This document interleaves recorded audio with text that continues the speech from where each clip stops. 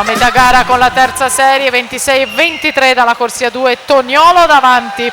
Nuoteranno fra poco Mattia Santi in prima corsia, in seconda Andrea Zardi, Alfieri Gregoratti in 3, Matteo Zampese in corsia 4, Matteo Vicentini in 5, Nicola Magro in 6, William Casarotto in 7, Filippo Nanto in 8.